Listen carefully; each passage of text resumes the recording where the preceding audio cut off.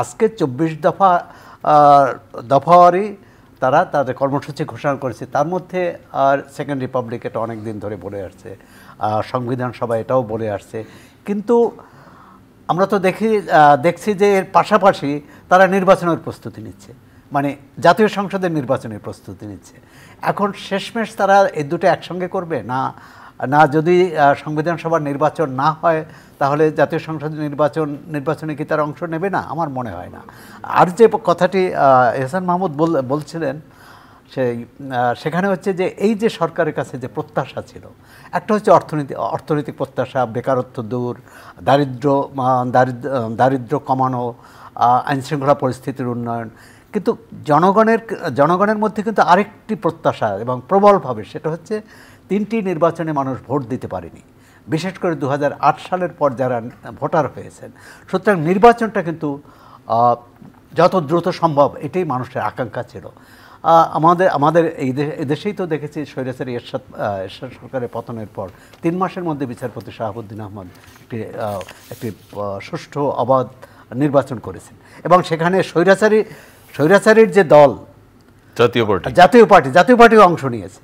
হ্যাঁ, তাদের অভিযোগ ছিল তাদের নেতাকে জেলে নিয়েছে, কিন্তু তারাও নির্বাচনের অন্যতম অংশীদার ছিল এবং তারা 35টি আসন পেয়েছিল, কোনো সমস্যা হয়নি। কিন্তু আজকে আমরা 1 বছর প্রায় পূর্ণ হতে যাচ্ছে, কিন্তু নির্বাচনের তারিখটা কিন্তু এখনও ঘোষণা করা হয়নি। মানুষের মধ্যে সংশয় সন্দেহ আছে। এই ফেব্রুয়ারি, প্রথম শুনেছি ডিসেম্বর না জুন না ডিসেম্বর, এরপর এপ্রিল না জুন, এরপর সর্বশেষ দেখলাম লন্ডনে বিএনপির ভারপ্রাপ্ত চেয়ারম্যানের সাথে প্রধান উপদেষ্টার বৈঠকের পর দেখলাম সেখানে ফেব্রুয়ারির প্রথম সপ্তাহে প্রথমার্ধে নির্বাচনটি হবে। এবং আজকে আমার দেশেও দেখলাম যে সরকার এরকম একটা ঘোষণা দিতে পারে যে ফেব্রুয়ারির প্রথমার্ধে নির্বাচনটা এটাও কিন্তু এই আন্দোলনের একটা অভিব্যক্তি, আন্দোলনের একটা কি বলে প্রত্যাশা, চাওয়ার। এবং রাজনৈতিক দলগুলো গত কয়েক মাস ধরে যে আলোচনা, সেটা নির্বাচন কেন্দ্রিক, পক্ষে বিপক্ষে সপক্ষে সব কিছু কিন্তু নির্বাচনকে কেন্দ্র করে। কেউ দ্রুত নির্বাচন চাচ্ছে, কেউ সংবিধান সভার নির্বাচন চাচ্ছে, কেউ জাতীয় সংসদ, কেউ আনুপাতিক হারে, কেউ বর্তমান প্রচলিত হারে। কিন্তু মূল কথা হচ্ছে নির্বাচন কেন? নির্বাচন হচ্ছে গণতন্ত্রের অন্যতম সোপান। নির্বাচন ছাড়া গণতন্ত্র হয় না। নির্বাচনে গণতন্ত্র দিতে পারে না, কিন্তু নির্বাচন ছাড়া গণতন্ত্রের কোনো সুযোগ নেই।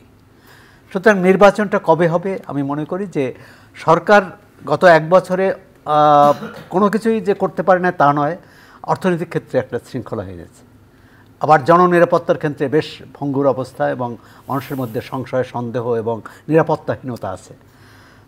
এই ইতিনীতি দুটোই যদি বিচার করি, কিন্তু মানুষ এখন চাচ্ছে যে একটি নির্বাচিত সরকার। এবং ব্যবসায়ী মহল, অন্যান্যরা বলছেন যে বিশেষ করে অর্থনীতিকে চাঙ্গা করতে, অর্থনীতিকে সামনে এগিয়ে নিতে, বিনিয়োগ বাড়াতে। বিনিয়োগ না হলে কর্মসংস্থান হবে না।